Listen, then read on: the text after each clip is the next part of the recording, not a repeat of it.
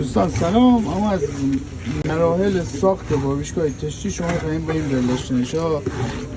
اول که این تشت داغ کنید، دوم باربیشگاه دیدید تا فریز بخورده پیاز درش اضافه کنید. یعنی تا الان اگه سعیم بریم ادامه داستان گانده راست که اینجی بعد این خانواده که سخت میشه آقای ما یه امتنام زنده حالا گوشت سوده نه محلی بعدی گوشه ما هم همراهی. سلام خدمت همشهریان عزیز. آشخوری داره میکشه از این آقا. آقا آشخوری داره میکشی؟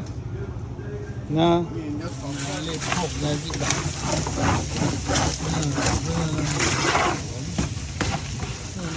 تمیز داری؟ بسم الله بسم الله درست آقا باشته داره اضافه بودیم مریده داشت شروع کنی درست آقا جیگه هم اضافه واقعا پایش کوه ماله درست دانو دخوان ما آنی تا دو دانو بوده اینگی رو خوشگله ها همه چونه گوجه اگرمان بده از آن ماشالله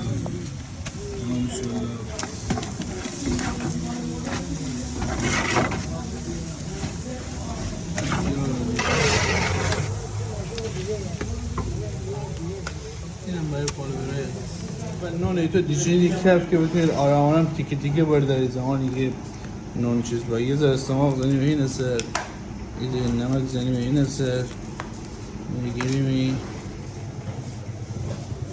بیا بسر روغن اینجا بیشتر از روغن بیدید باش بیشتر موضوع های چی با